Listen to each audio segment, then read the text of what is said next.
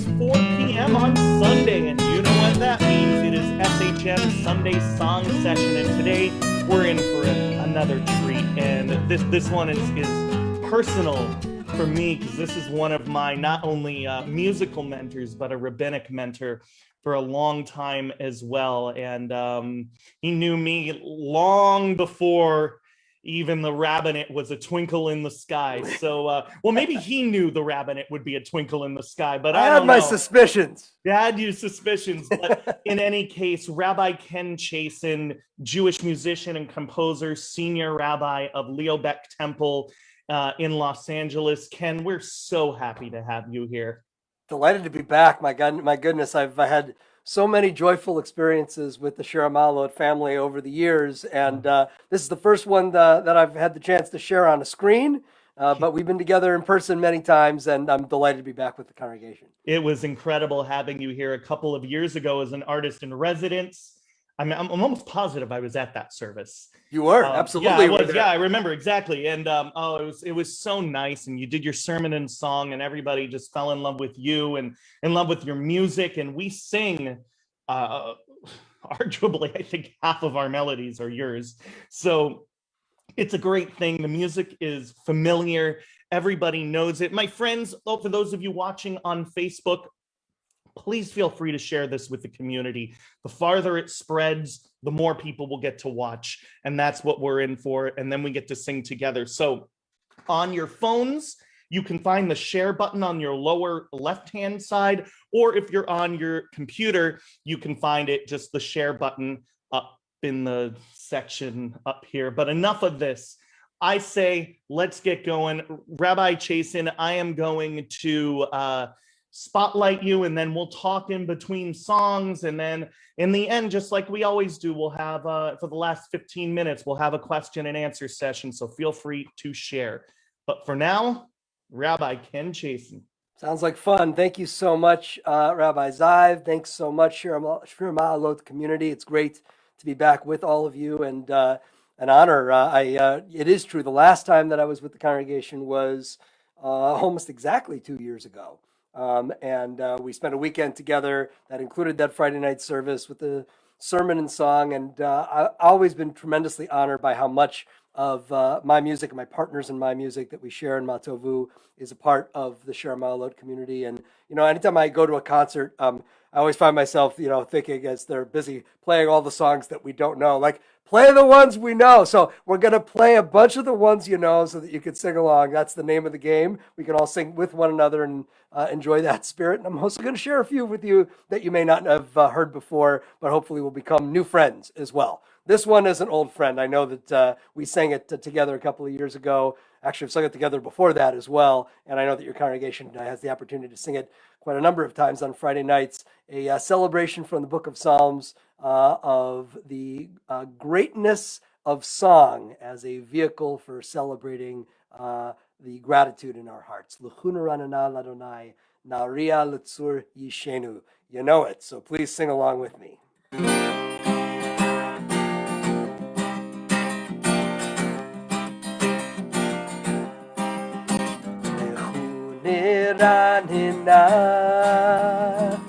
Ya la la la la la Adonai, ya la la la la Naharia, ya la la la la Litzur Yisheinu, ya la la la la. Let us sing out to God, the maker of all, sure and strong. Let all of creation, from mountain to sea, hear our song.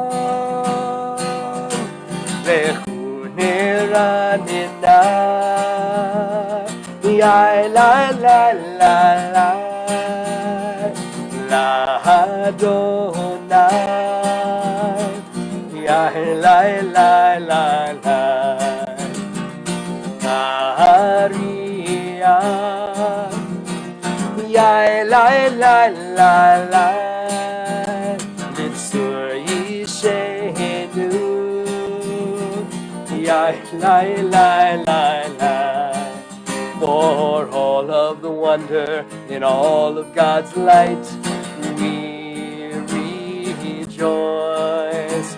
So now let us listen with all of our hearts to hear God's voice. Lechu niranina, lechu niranina,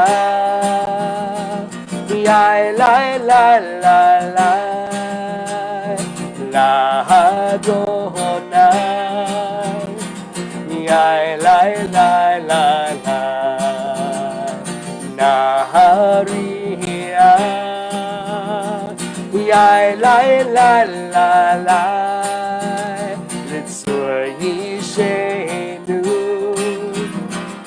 Yai lai lai lai lai Yai lai lai lai lai Yai lai lai lai lai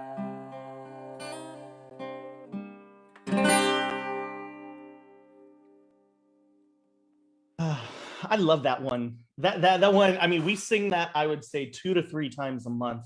Oh, wow. At least. So yes, everybody knows it. But I remember the first time I learned that song, and you know what I'm probably gonna say too is when I learned the harmonies to that.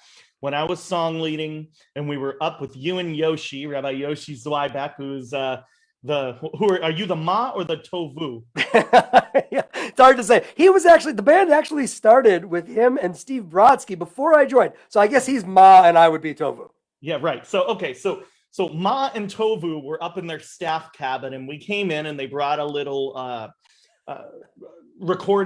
portable recording rig, and it was up there. And I mean, it was an absolute blast. And we were up there for hours recording their music because, their main pieces, if you haven't heard the recordings, are specifically harmonic.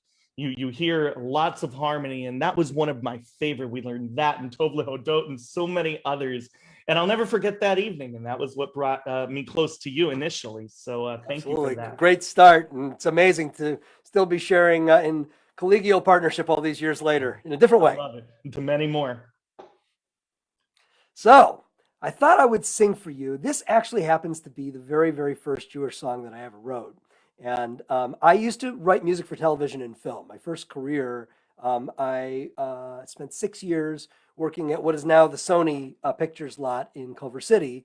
I was working as a songwriter and a music editor for television, mostly television, a little bit of film.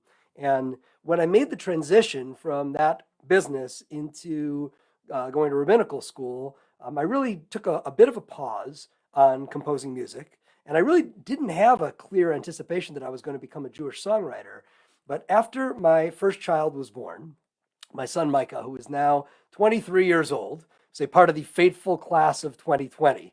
Thank God for him. The job market is beginning to move, and he finally managed to nab himself a job. So we're very happy for him. But he was one of those poor kids who, went away on spring break and never went back to college again. So that was his story. He is 23 now. When he was just a baby and I was in my 5th year of rabbinical school, I felt compelled to write this song as a setting for some of the things that I was feeling as a parent when I thought about the Friday night prayer that we would offer to our children. The custom on Friday night, of course, is parents to place their hands upon the heads of their kids and bestow words of blessing upon them. And I wrapped this series of thoughts around that blessing.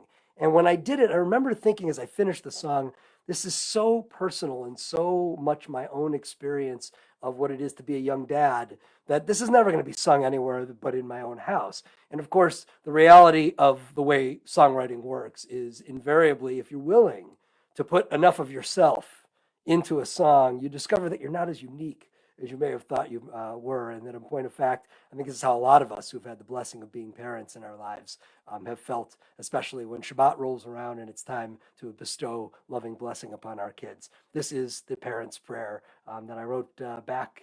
I was shortly before I was ordained, so this would have been written in the spring of 1998. and still love singing it with my family and with our congregation's families. And I know that your congregation also enjoys singing this melody too. So please join with me. It's not Shabbat, but this will prepare you for the next Shabbat.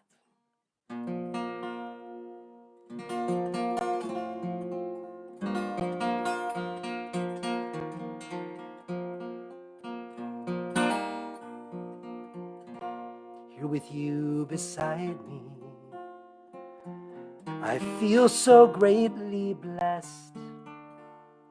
This moment means much more than I can say.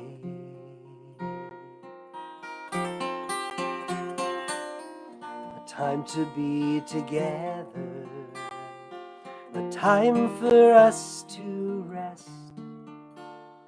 Shabbat is here, the time has come to celebrate the day. So I hold you close, my hands upon your head. And from me to you, my child, these words are said.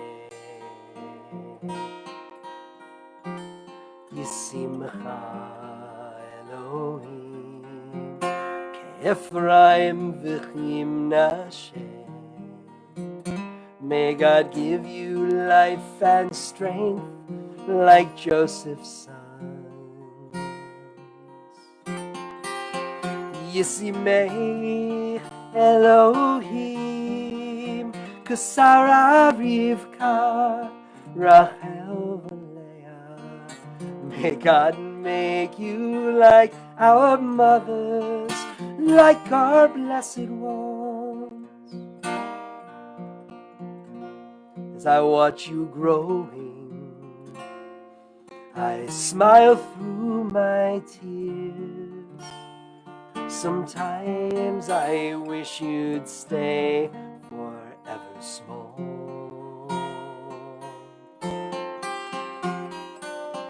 But then I see you blossom, and I befriend the passing years. I love you now, I love you then, I love to see it all. So I lift my voice to offer you this prayer. For every step along the road, I will be there. Yisimcha Elohim Ephraim v'chim Nashem. May God give you life and strength like Joseph's sons. Yisimei Elohim Kasara Rivka Rachel v'Leah. May God make you like our mothers, like our blessed ones. May God make you like our parents, like our blessed ones.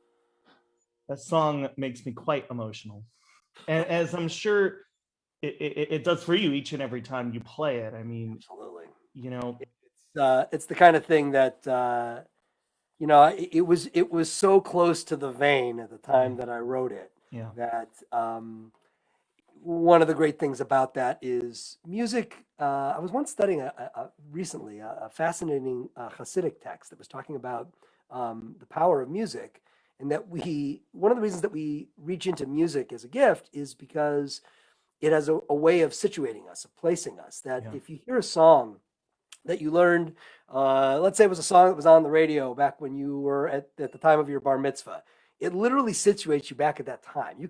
you can often hear songs from your childhood and say, seventh grade. That's where Right. that was. You can feel all the things that were Green going on Day. inside.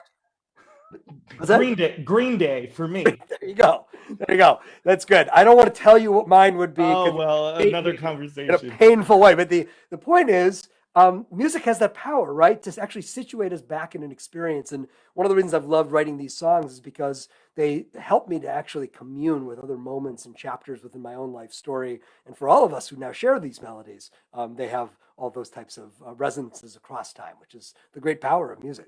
You know, I heard I didn't hear, I read an article about people with dementia and Alzheimer's and memory care units. And especially around times of high holy days, Yom Kippur especially, they may not remember anything else, their family members, but they will somehow react when they hear the sound of Kol Nidre, when they hear the sound of Unatana Toka, even the sound of the shofar blast. It's so true. That chip seems to be one of the last things to go with memory loss. The congregation that I serve, Leo Beck Temple in LA, one of the great honors of coming to that pulpit when I came in 2003, he's now unfortunately deceased, but the founding cantor of our congregation was one of the great musicologists of American Jewish history and one of the great composers of great American music of the 20th century, William Sharlin. And Sharlin was still there and very robust and still healthy. He ended up toward the end of his life dealing with memory loss. And he'd written this unbelievable, catalog of extraordinary music that's sung all over the world. And when I would see him in the final year of his life, and he was having a hard time picking out who I was, who other people who were important in his life were, and I would invite him to sing one of his melodies. Yeah. It's all still there. Yeah. Really, really powerful. Yeah. I bet. I mean, that's very sad. I associate that song that you just sang actually with being a father myself, and that blessing that I have the opportunity to say to Hayden every single night. That melody I even sing sometimes because it just, John Williams sings or writes dun, dun, dun, dun, dun, dun, dun, and it sounds like adventure. This song sounds like parental blessing. And so you got it right, my friend. Good work. Thank you. Good. I'll say this. All I could do was write what was true for me in that really vulnerable moment. I remember sitting in my old apartment in Cincinnati, Ohio, where I was at HUC, and sitting on my bed and just awash in all those really rich, vulnerable feelings. First child, first year of his life, and trying to reckon what it was to be a dad. Well, I still don't know. So it's an ongoing philosophical journey, I guess, right?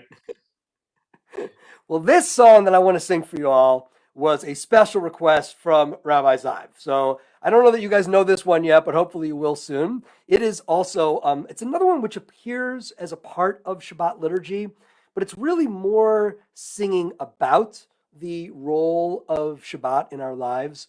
It's a reminder that if we make Shabbat an ongoing, important part of our lives, that we will see goodness more clearly, that we will awaken to the beauty of creation with greater attentiveness and care and awe, and that we will sense God's presence being nearer to us. The text is Yismechu v'malchutcha. It's for you, Rabbi Zive.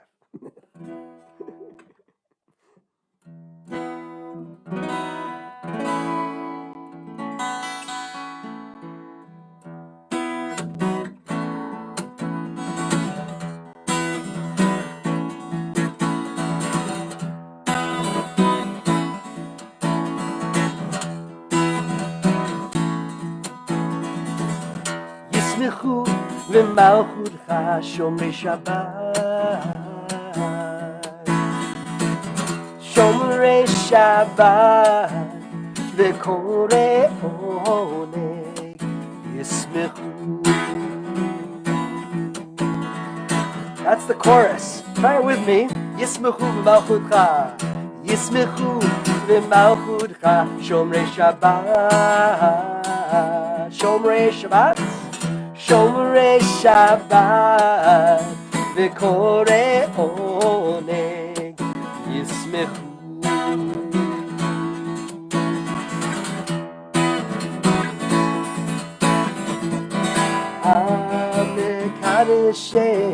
Mekadesh Shvi, Kulam yisbeu v'yitangu mituvecha, yismechu v'malchutcha shomrei Shabbat, shomrei Shabbat, v'korei oneg yismechu.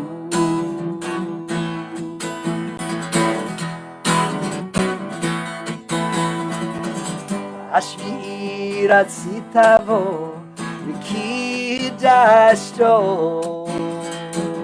chemdat yamim oto karata yismechu v'malchutcha shomrei Shabbat, shomrei Shabbat, v'korei oneg yismechu.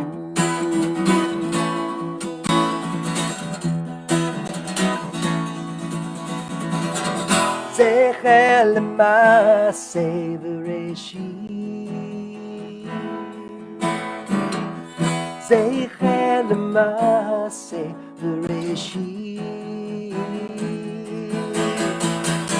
yismechu v'malchutcha shomrei Shabbat, shomrei Shabbat, v'korei oneg yismechu v'malchutcha shomrei Shabbat, shomrei Shabbat, v'korei oneg yismechu, yismechu v'malchutcha yismechu, shomrei Shabbat, yismechu, yismechu v'malchutcha yismechu, shomrei Shabbat, yismechu, yismechu,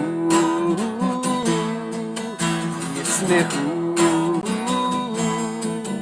yismechu.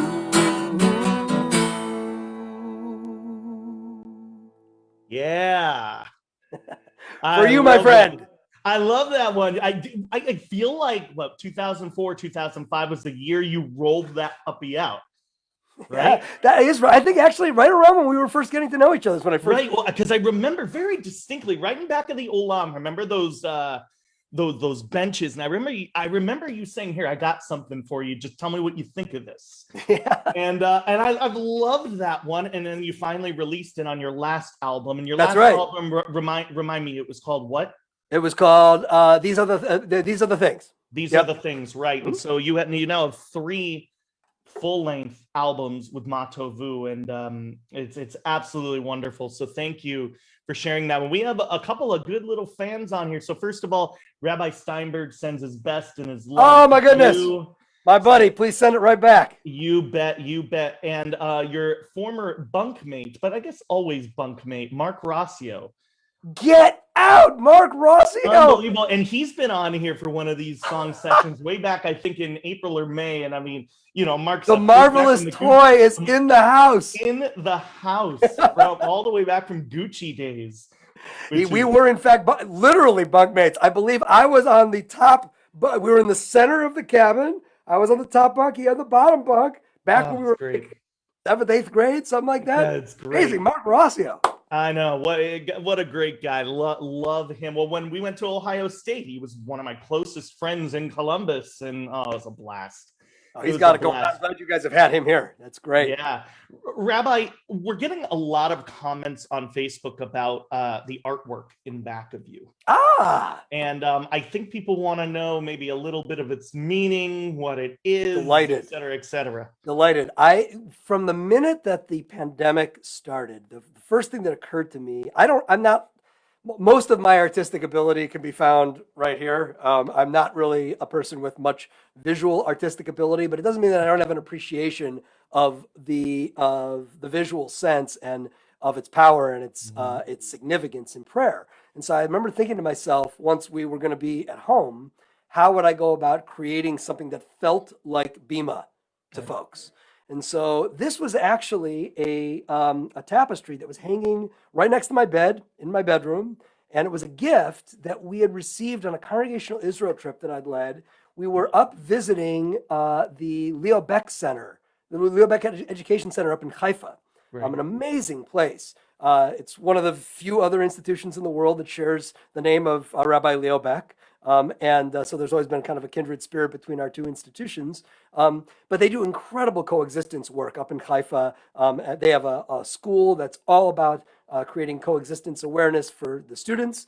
They have a congregation there, Ohel Avraham, that's under that umbrella. And when we were there praying on Shabbat as a part of our trip, the rabbi at the time of that congregation presented me with this tapestry, which represents the 7 days of creation. If you take a look. You know, so you've got the Tohu Vavohu over here, and you work your way through 7 panels, and here we are over at Shabbat, the lighting of the candles on the 7th day. And so I remember thinking to myself, if I can situate myself in front of this spot, it will start to create sacred space.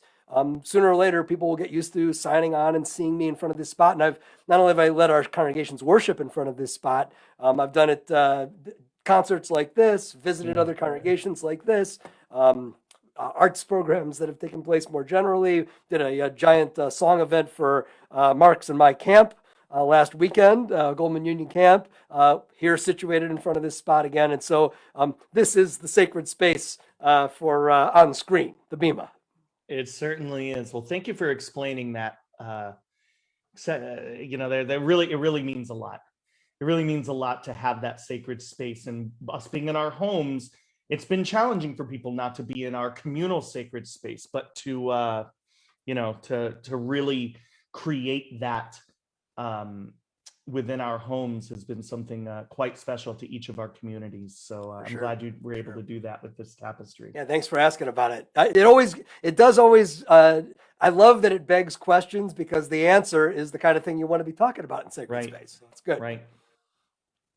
Yeah. So what I'd love to do with the remaining time we have musically, I know we're going to also have some conversation time too. I want to sing at least a couple of songs that really speak to this moment that we're all going through and the way that we're convening. I mean, the reality is this is a one-of-a-kind year in our lives, and this is the 52nd week, right? You know, next weekend we will arrive at the second go-around, hard to believe, of second weekend of March, and when all of us were shutting things down and just beginning to learn how to do what we're doing right now, creating community with one another on screens, and without the knowing glances face to face, without the much needed hugs inside a shared physical space. And so this song I want to sing for you, I feel it's important when we gather in this moment to feel the gift of community with one another through song, to remember the more than 500,000 Americans who've lost their lives during this pandemic, the more than 2.5 million people all over the world who have lost their lives during this pandemic. This plague now has drawn close enough to each one of us to have darkened every congregation, doesn't matter how big or small, wherever it may be, with stories that should still be being written, whether it's members of the synagogue, or family members of the synagogue, or friends, teachers, mentors of the synagogue. We must never let the numbers become so overwhelming, so numbing to us, that our resolve to carry forward the light of each and every one of those unfinished lives would become in any way dimmed. And so this song of remembrance for them, we remember.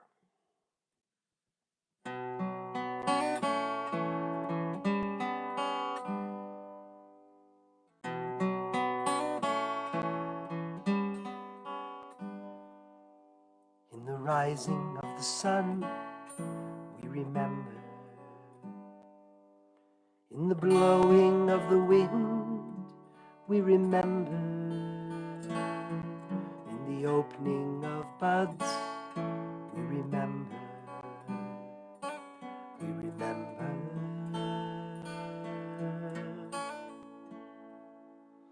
In the blueness of the sky, we remember. In the rustling of the leaves, we remember. As the year starts and it ends, we remember. We remember.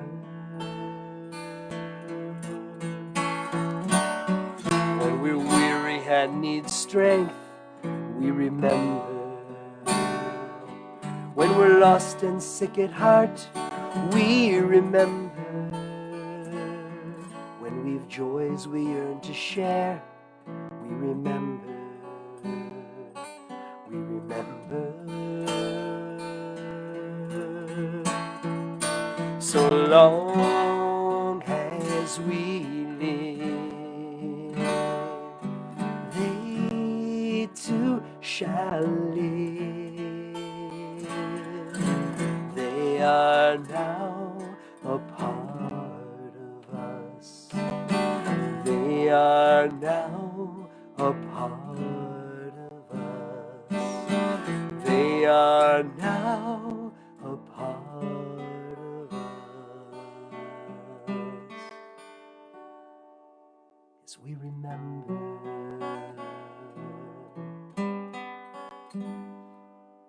We remember.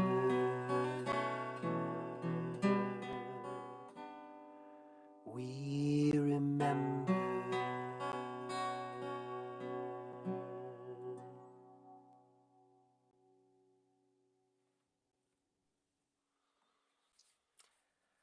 I'm inclined also to sing for you this this melody, which is the other side of that coin. The how we are remaining with one another, how we are surviving this moment, how we are sustaining each other through this moment, how we are sustaining our communal institutions through this moment.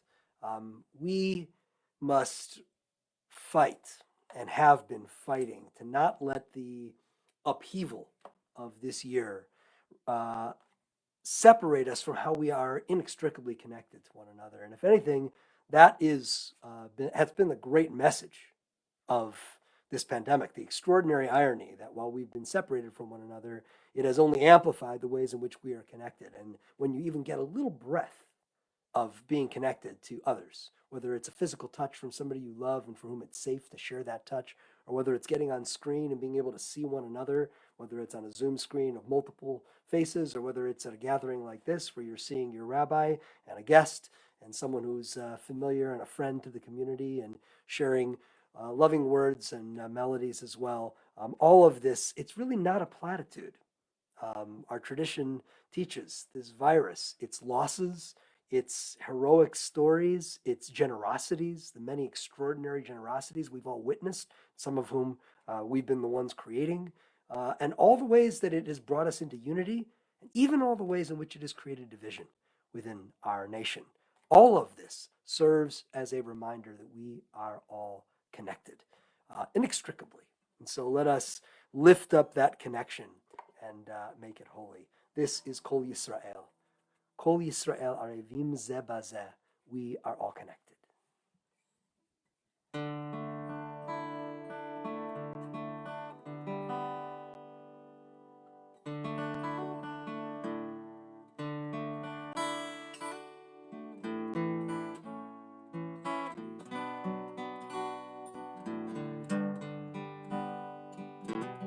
When you stumble, I fall. We're not that separate at all. In your danger, I fear. So far apart and yet so near.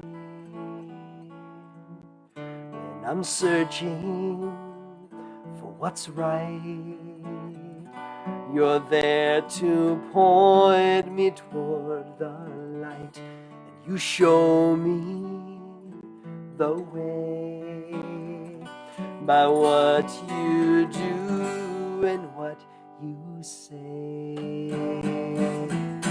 Kol Yisrael arevim ze bazeh. Yisrael Arevim, we are all connected.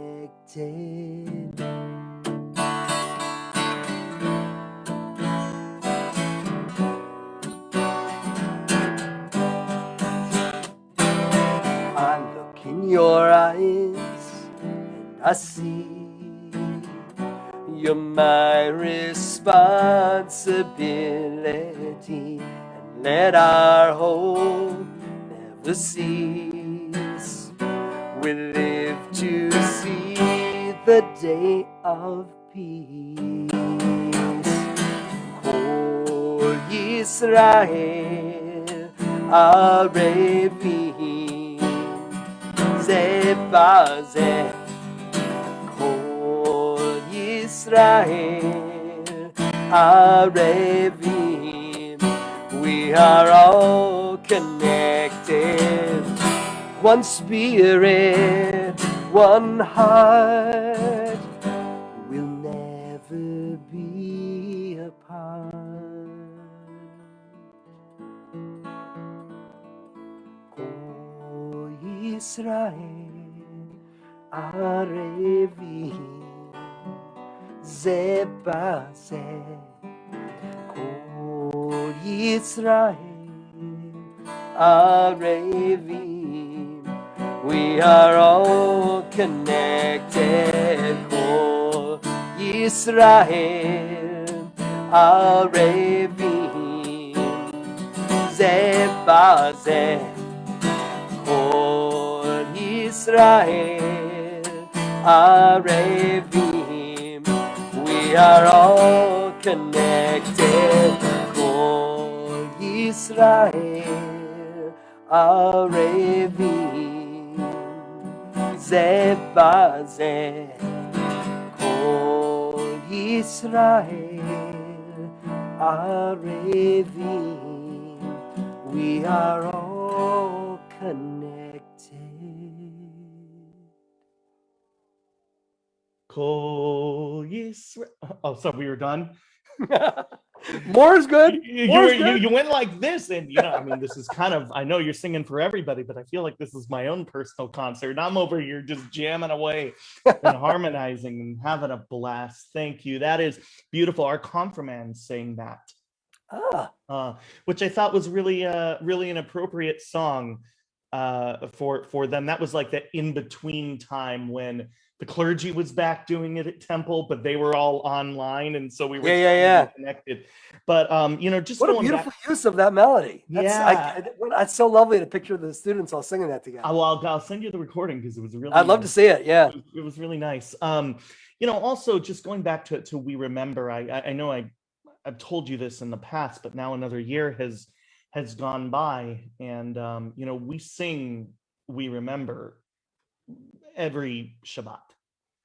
And it has become a part of our minchag, our customs here at SHM. And I even some people commenting on here, it's the most precious song of every Shabbat. And you see, it's almost, even though you and Yoshi wrote the melody, and it's haunting in that way.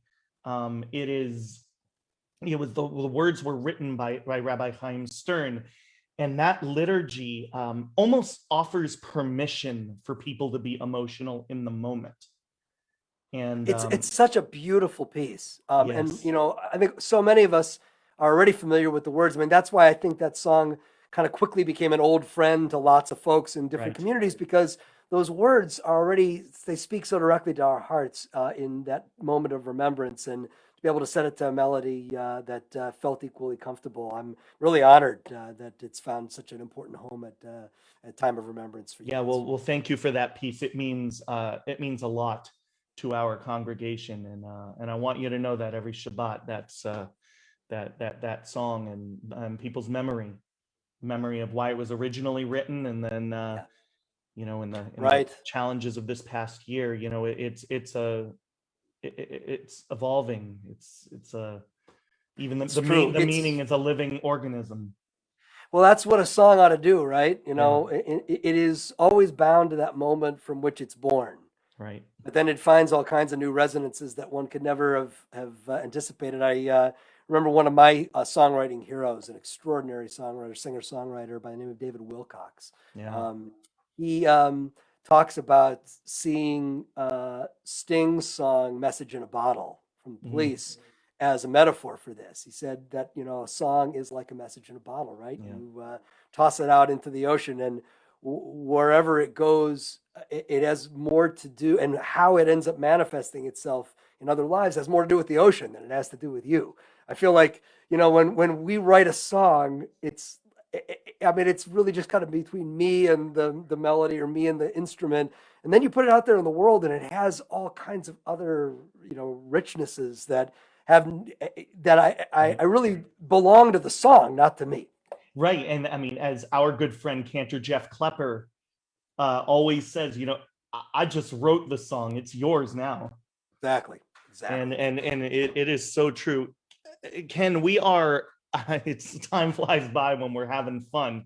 That's the truth. Yeah, I think we have time for one more song, then a little discussion, and then a final Sounds song. great. How's that sound? Then here's what I'd like to sing for you guys. This is something that may be unfamiliar to you, but I really want to sing it for you as a blessing. This blessing, very traditional formula, Baruch atah b'voecha, Baruch atah b'tzeitecha. And in the feminine formulation, Barucha at b'tzeitech, b'voech, Barucha at b'tzeitech.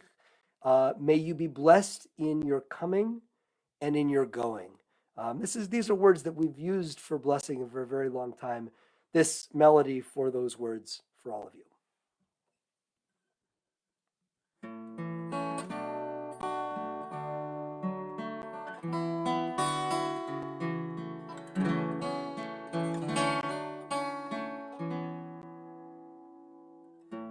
Baruch atah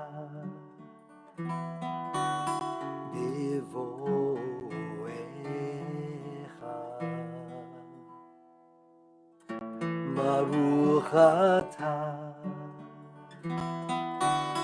b'tzeitecha.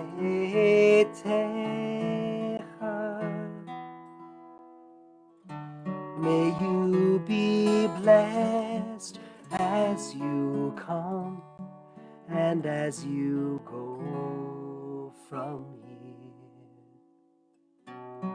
Wherever you go,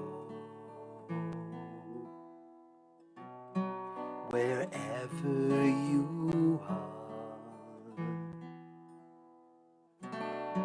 are blessing.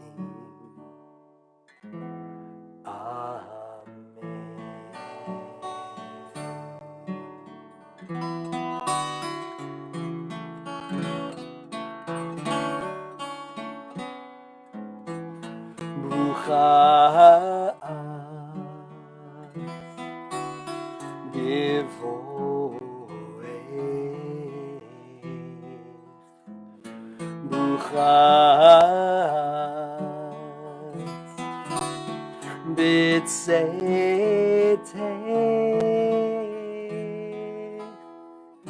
May you be blessed as you come and as you go from here. Wherever you go, wherever you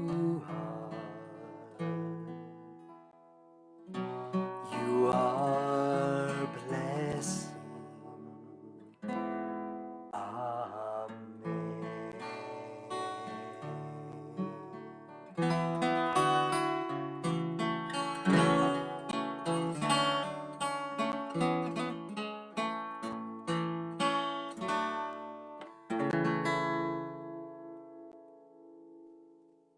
That's so pretty.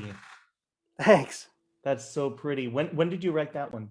I wrote that a while ago, actually. I've been using it. We haven't recorded it yet, interestingly. It hasn't found its way onto an album, but I use it a lot in blessing moments. It's you're doing a birthday blessing or an anniversary blessing or a blessing for a group of people before they're heading off on a congregational trip or whatever. It's a really beautiful little, I've blessed our board members as they've arrived and as they've stepped down from the board. Oh, With that's that little melody. I great. probably wrote it about 10 years Sure. ago, something like that. Beautiful, beautiful. Thanks. Thank you for Thanks. sharing that with us.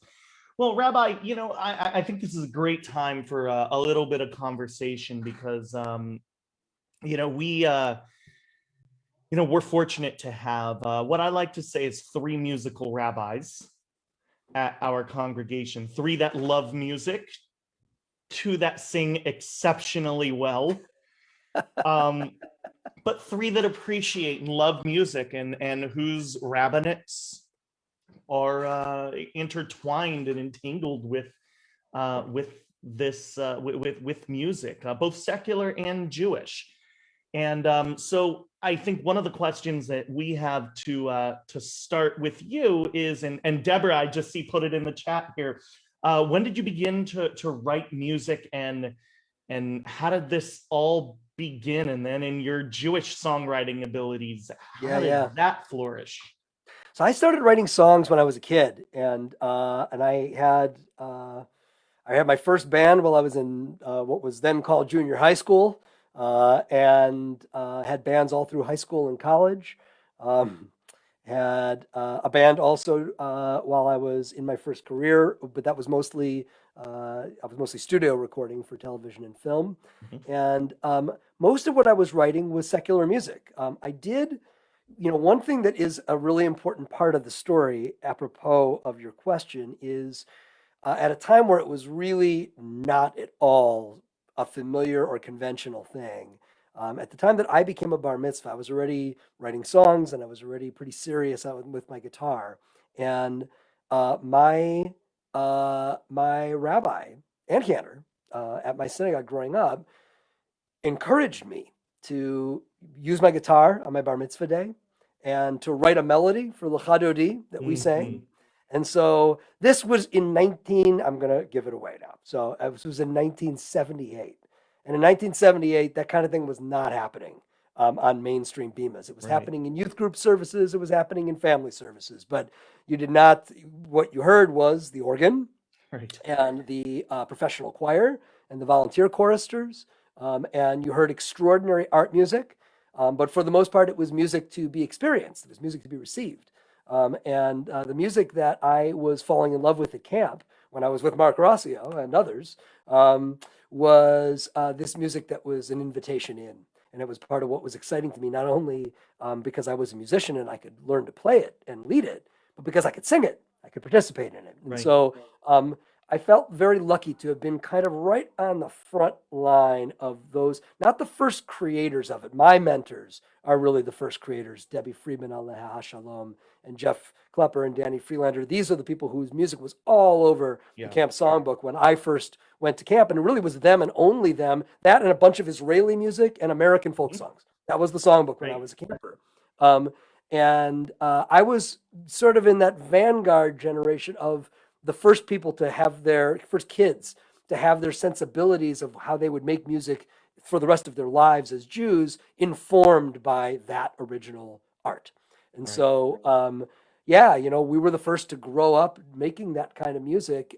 And as I said, I really didn't get serious about writing Jewish music until I was already most of the way to becoming a rabbi.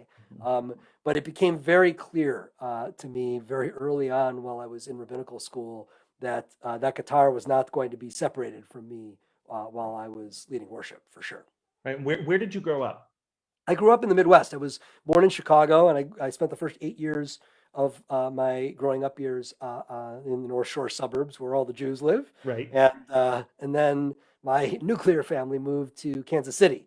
And so I spent the back half of my childhood, my bar mitzvah, confirmation, all that took place in Kansas City. Nice. I immediately barbecue just came to mind. Oh God, it's so good. Oh my gosh. I'm thinking of a Z-Man. You ever had the Z-Man? Yeah, I've had it all. And oh my goodness. Yeah, no, the Kansas City folk, they know it's, I feel bad for those of you who are vegetarians. I mean, you can visit. There are Kansas City has lots of boulevards and fountains, so there's a lot of beauty there. But you're going to miss out on the barbecue. That's a terrible. You can go to a Royals game too. I mean, it's delightful. It's delightful, but you're missing out on the barbecue. Well, thank you for answering that question. At Shir Hama'alot, we've been we've been fortunate in a way, and not that the old school traditional classical reform isn't great, because it certainly has its place, but we've been fortunate to have a cantor for 50 years who is since retired in the last couple of years, but he he man with guitar. Yep. And he stood there and he played quite a few Israeli and Israeli folk songs and his own melodies, and it was on my previous visits to Shireinu before you were taking up there. I had the opportunity to collaborate with him and to talk about all this stuff, and he really was. He and William Charlin at my congregation in Leo Beck were among the really early pioneers of guitar, strum, and cantors. It was not common. Pioneers is a great word for it, and and I think about where we are now, and Ken, you're very special to me from a rabbinic perspective, as well as being a friend. You were my teacher. You led my ordination seminar. I mean, you've kind of seen me develop, and we've had many conversations about what it means to be a rabbi. And the boundaries you set versus how open you are, and really what our role is within the community. And you and I have a very special gift in that music is just a very close extension of us. So to you, what does it mean to have music be the maybe not the foundation of one's rabbinate, but really a close extension of it, where it's a huge part, like we've created this position at SHM? Yeah, it's a great question, and it's a timely question, because it is a huge part of my rabbinate. I remember once noticing that, because obviously I'm the rabbi, I didn't make our temple website or pick out the photos that went on it. But I remember bumping around the website once and going, are there any photos of me on here that don't have a guitar in my hand? Like, wherever you see me, I'm in front of kids with a guitar. I'm dedicating a building with a guitar. There's always something. And so it really goes back to that being in that sort of that first generation of kids who grew up and felt like it was time for us to bring that into the vernacular, to make that music the vernacular, and to no longer create this sort of unnatural fissure between the rabbi and the musical experience. And some of my early song leaders became rabbis, and they felt this great pressure to, quote, put the guitar down. When you would finish rabbinical school, you would hear from other colleagues, other song leader rabbis, from professors of yours, well, if you want them to take you seriously, you're going to have to put the guitar down. And as I was finishing rabbinical school, I had a first career, so I was already in my mid-30s. And as I was finishing school, this would have been in 1997. At that time, it was the small number of years that a giant of the pulpit rabbinate had become the president of Hebrew Union College. Shelley Zimmerman was the president of HUC at that time. And he was situated he lived in Cincinnati at the Cincinnati campus where I was going to school. And I would often be playing guitar in the services that we would have on campus. Right. And I remember him pulling me aside one day, and it meant so much because it was him. And he'd been a giant of the pulpit rabbinate at Central Synagogue in New York, at Temple Emmanuel of Dallas. He'd been the president of the CCAR, all this before he became president of HUC. And so he's teaching my ordination seminar. He was in the exact same role. Yeah. And he pulls me aside and he says, "You're going to feel this pressure to put the guitar down. And I'm here to tell you that would be a terrible mistake," he said to me. Said, that is an organic voice by which your spirituality and your capacity to shape spirituality for other people, that's your language. And so just because it happens to be a guitar, and just because we don't usually think of rabbis with guitars, and just because we usually think of cantors having all the music, and the rabbi's not supposed to do that. It's supposed to be read, read, read, read, read, sing, sing, read, read, read, read, read, sing, sing. He said, I really encourage you not to feel bounded by that. I don't want you to put the guitar down. You'd be making a big mistake. And because it was someone who had such extraordinary respect in the pulpit, it became a huge impact on me. And when I went to work in my first congregation, which was in Scarsdale, New York, in fact, the now president of the URJ, Rick Jacobs, was my senior rabbi. He was the one who hired Wow. me. Yeah. That was his congregation in New York. And so I went to go work with him. And I wrote Tov Lahodot, the melody that you guys know, for my installation as the assistant rabbi of Westchester Reformed Temple. And Lachuna Ranana was not that far behind. Wow. And I wrote them, again, thinking they were just going to be for our synagogue. We were trying to come up with a way to bring the Kabbalat Shabbat Psalms into services without it being so thick in the Hebrew language that it would become a barrier for those who felt like that would be really difficult for them. And so I took the Hebrew chorus, and then I studied the psalm, and I studied commentaries on the psalm, and I tried to write psalmic English verses that had a certain poetry to them and captured the spirit of what the psalm was saying so that we would be able to sing the psalms. And those psalms were written into our early prayer books during my early years of my rabbinate. And now, of course, they're sung in lots of communities, but that was not a given by any stretch of the imagination back then. And it's very exciting, Rabbi Zive, to see colleagues like you, for whom, like, this is so I grew up, it's what we're supposed to do. It's a point of pride. And I know you just had Rabbi Jonathan Aaron here for this program. Yeah. And Jonathan was ordained, I think, a couple years before me. Exact same story. You know, he was a guy who was on that front line of maybe we shouldn't put the guitar down. Maybe this is what rabbis are supposed to do if they can. And he actually shared the story last week that he did put the guitar down for many, many years. And then it was only until, our wonderful teacher, Debbie Friedman, passed away, that really he decided to reinvent that musical side that I wouldn't say disappeared, but was, put in a hibernation. For a little bit, and that's extremely special. See, that same kind of story is, there are so many of my own mentors. One of my great song leaders from growing up was in Kansas City. He grew up the same synagogue as me. He was maybe 7 or 8 years older than me, a rabbi by the name of David Meyer, who serves a Reformed congregation out in Marblehead, Massachusetts. Well, David is a phenomenal music leader. I mean, just an extraordinary, charismatic, soulful music teacher and singer. And he put the guitar down for decades.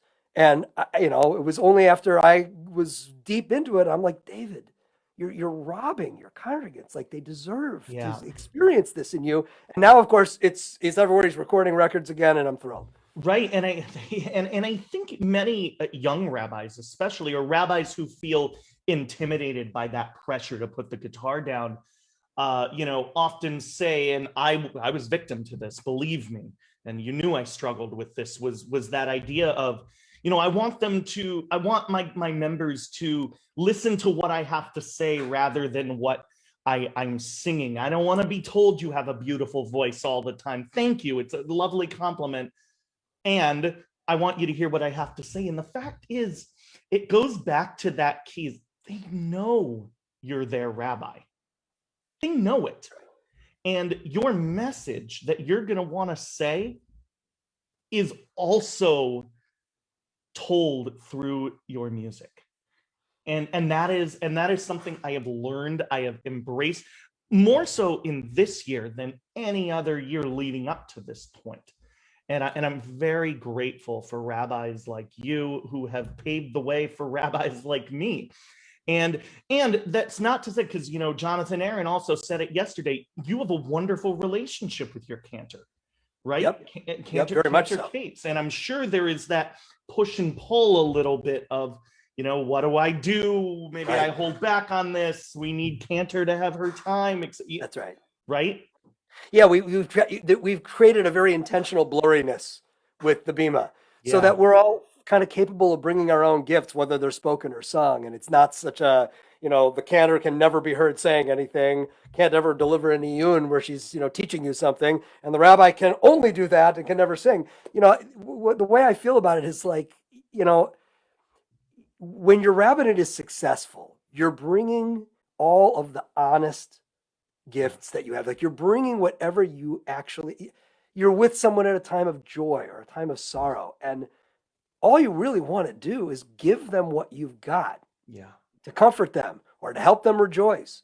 And so if music is one of those things you've got, like, for it suddenly to be off limits simply because it's music is actually kind of craziness. I wouldn't withhold any other gift. It's your that toolbox. Exactly. Certainly, there's no other tool that I would say can't use that one. Right.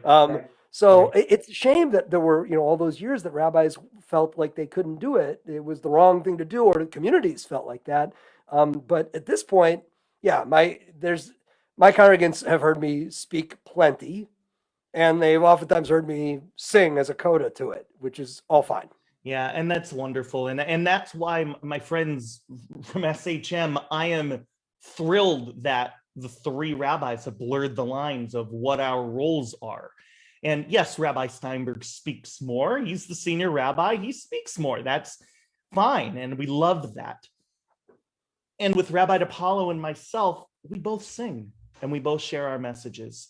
And I think last week's discussion and this week's discussion has brought an honesty and an understanding that is going to be evolving over the years. So thank you for sharing that with us. My pleasure. And Rabbi Steinberg sings too. You just turn the microphone down a little bit. That's well, all. You know what? He always sings a natural third harmony. There you go. And he doesn't even know he's doing it. And hey, Rabbi Steinberg, that was just for you because I love you. It's all good. He appreciates it. He appreciates it. Well, Rabbi, this has been, I will be honest with you and say this has been a real blessing, a real treat for us to engage with you again. And we certainly hope this is not the last time. Oh, there will be more for sure. I can't wait to be back with your community again. But in the meantime, congratulations on all the extraordinary work that you're doing and in the way in which you're growing the musical idiom for the community as a means into spirituality and learning and growing. It's such a great gift that you're bringing to the congregation, and they're getting to see the full and real you. That's the way it's supposed to be. Well, thank you. I appreciate that. Would you mind singing us one final song before we Sure. go? Absolutely. Awesome. So, I'm thinking what I ought to sing because we're hitting that time of day where the sun is beginning to sink low and we're beginning to migrate toward evening. And we all know that the dark brings its own sense of mystery and sometimes anxiety. It's not a surprise that kids, when they're little, are afraid of the dark, right? Not the light. It's, what might be lurking there. And we found in our souls that there's reason to be afraid of the dark sometimes, whether it's the real dark and all the quiet that night brings is sometimes when my own monsters come out of the closet in my mind and soul and come out to find me. Sometimes it's in that more metaphorical dark, the moments of my life that feel a little dark.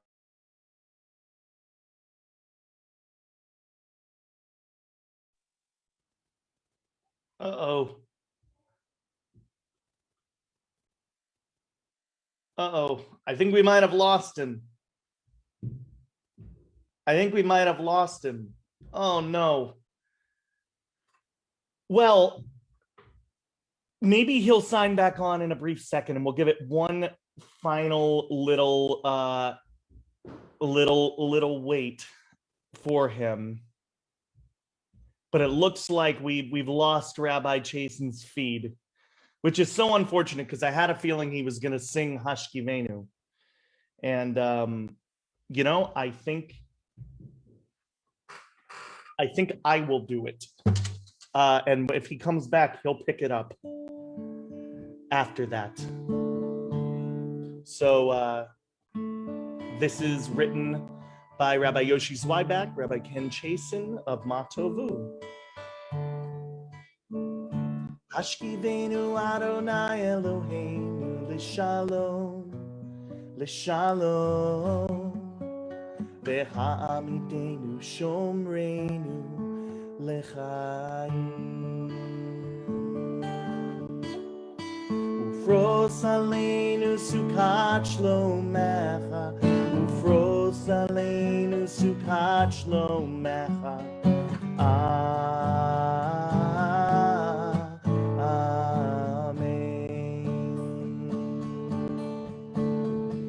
Shelter us beneath thy wings, O Adonai. Guard us from all harmful things. things. Oh Adonai, keep us safe throughout the night, till we wake with morning's light. Teach us, God, wrong from right. Amen. Amen. Amen. Amen. Amen. Amen. Amen. Amen. Look who just snuck up behind me. Oh, and Rabbi Ken is coming back into the room, and there he is sideways. You're sideways. That's hilarious. And you're muted. Yep. I'm back. I think I just sang it for you, Did you but but you do it for us. You do it for us. My internet literally crashed at exactly that moment. I finished saying all these lovely words about the Hashkivenu, and then bang, I'm just It was all right. It was all right. It happens. If we had a nickel for every time this happened. So would you like that song or a different song? You tell me. Whatever you want. I just sang that. Actually, give us Tov Lehodot. Can you sing Tov Lehodot for us? Since we didn't get to do that one, and I know that's a favorite at the congregation, we will sing. All right. Sounds good. Here we go. Can y'all hear me? Is it good? Good.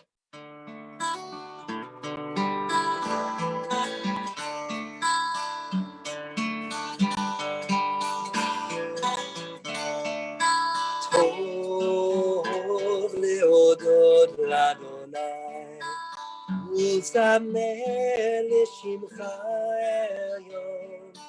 Tov leodot l'Adonai, u'sameh l'shimcha elyon.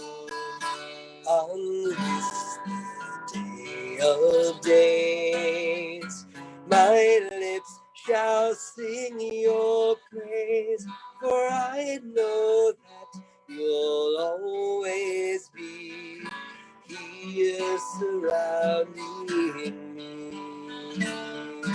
Tov leodot l'Adonai, u'sameh l'shimcha elyon. Tov leodot l'Adonai, u'sameh l'shimcha elyon. My spirit takes release. I close my eyes in peace, and from my soul, heard far above, springs a song of love. Tov, tov leodot l'Ad, u'sameh l'shimcha elyon. Tov leodot l'Adonai, u'sameh l'shimcha elyon. I wish to understand the wonders of your hand, for all the blessings that are mine rise from your design. Tov leodot l'Adonai, u'sameh l'shimcha elyon. Tov leodot l'Adonai, u'sameh l'shimcha elyon. Tov leodot l'Adonai, u'sameh l'shimcha elyon. Tov leodot l'Adonai, u'sameh l'shimcha elyon. Rabbi Chasen, thank you so much for joining us for this week's SHM Sunday Song Session. It has been an absolute privilege to Great listen pleasure. to Thanks so you much for inviting me. and to learn with you. Absolutely. My friends, this coming week, we have wonderful Shireinu Project programming coming up on Wednesday night, the 10th, the adult music experience. I'm going to be teaching a whole class on Jewish musicals and Jewish influence on Broadway. So please come and join us in preparation for our One Voice Shabbat, which will be all Broadway at the end of the month.